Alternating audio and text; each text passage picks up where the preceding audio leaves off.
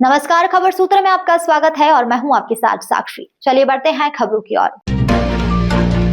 राजस्थान की पूर्व मुख्यमंत्री वसुंधरा राजे सिंधिया के नाम से वायरल हुए कथित फर्जी पत्र को लेकर सियासत गर्मा गई है। इस मामले में कांग्रेस कार्यकर्ताओं पर एफआईआर दर्ज होने के बाद प्रदेश कांग्रेस अध्यक्ष जीतू पटवारी ने भाजपा सरकार पर सीधा हमला बोला। पटवारी ने कहा कि जिस पत्र को 15 अप्रैल से करोड़ों लोगों ने शेयर किया, उसे 4 दिन बाद खुद वसुंधरा राजे ने फर्जी बताया, लेकिन अब उसी मामले में कांग्रेस कार्यकर्ताओं को निशाना बनाया जा रहा है।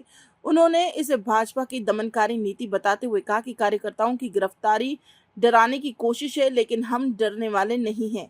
इतना ही नहीं, पटवारी ने खुली चुनौती देते हुए कहा कि अगर एफआईआर करनी है तो मुझ पर करो, कार्यकर्ताओं को मत सताओ। वहीं कांग्रेस ने साफ कर दिया कि अब इस मुद्दे पर आंदोलन की रणनीति तैयार की जा रही है। महिला आरक्षण को लेकर भाजपा पर सवाल उठाए गए।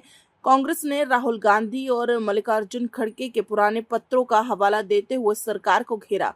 साथ ही नरेंद्र मोदी सरकार पर महंगाई, बेरोजगारी और किसानों के एमएसपी जैसे मुद्दों को लेकर भी निशाना साधा। वहीं अब देखा जाए तो राजनीति अब और गर्माने वाली है और कांग्रेस का साफ संदेश है, न डरेंगे न झुकेंगे और मुकाबला खुलकर करेंगे। इंदौर से संजना प्रियानी की रिपोर्ट। कि वसुंधरा राजे सिंधिया का एक लेटर आज से 4 दिन पहले पब्लिक डोमेन में आया। पूरे देश में करोड़ों लोगों ने उसको अपने अपने ट्विटर हैंडल पे, फेसबुक पे, अलग अलग अकाउंट पे, कई मीडिया चैनलों ने उसको अपनी न्यूज़ चैनल का माध्यम बनाया और देश के जनता के बीच में उस लेटर को लेके गए।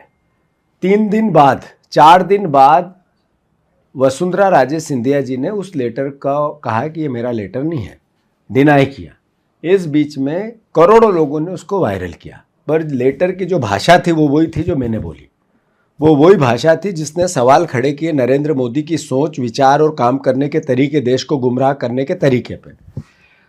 फिर से उस लेटर की भावना की हम इज्जत करते हैं, उसको फिर एक्सेप्ट करते हैं। देश भी यही सवाल पूछ रहा है। वो जो लेटर था उसमें कहा कि इधर उधर की बात न कर, सीधा 230 सीटों पे महिला आरक्षण मध्य प्रदेश में आए और फिर विधानसभा का 2028 का चुनाव हो। कांग्रेस पार्टी इसकी मांग करती है। कांग्रेस पार्टी मांग करती है कि देश की संसद में आज जितनी सीटें हैं, लोकसभा की और राज्यसभा की, उसमें आज के आधार पर ही महिला आरक्षण आए।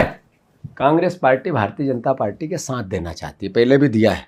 जो भारतीय जनता पार्टी ने जिस दिन ये सदन में नया बिल लेके आई थी, उसी दिन रात को उन्होंने जो 2023 में बिल पास हुआ था, जिसमें महिला आरक्षण की परिकल्पना की थी, सबने सर्वसम्मति से पास किया था, उसका नोटिफिकेशन किया। ये जब हुआ है तो फिर देश गुमराह क्यों कर रहे हैं? जो भारतीय जनता पार्टी की ये देश को गुमराह करने की नीति है, धीरे धीरे देश को तबाह कर रही है। यही कारण है कि डॉलर के मुकाबले रुपए की स्थिति बेहताशा स्थिति में आ गई है। मोदी जी के भाषण, भावना, बयान, ये सब देखें, हम उस पर बात नहीं करना चाहते। पर जब वसुंधरा राजे सिंधिया का लेटर जारी हुआ और सबने उसको वायरल किया, तो हमारी मोहन सरकार ने हमारे कार्यकर्ताओं पे, 3-4 कार्यकर्ताओं पर कार्रवाई की। मोहन यादव जी एक कदम भी पीछे नहीं हटेंगे।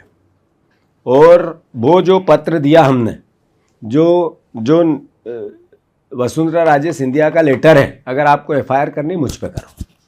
करोड़ों कार्यकर्ता, हमारे नेता यही भावना बता रहे हैं, जो उस पत्र की भावना है। हम पे एफआईआर करना चाहते हो, कर दो, पर किसी भी प्रकार से एक कदम भी पीछे नहीं हटेंगे। और अगर इस तरीके की यातनाएं दी तो मैं सारे कांग्रेस के कार्यकर्ताओं से अनुरोध करना चाहता हूं, एक हैशटैग चलाओ और ये कहो कि हाँ, मुझ पे एफआईआर करो। और जो बातें हम बार बार कह रहे हैं, बार बार कहो।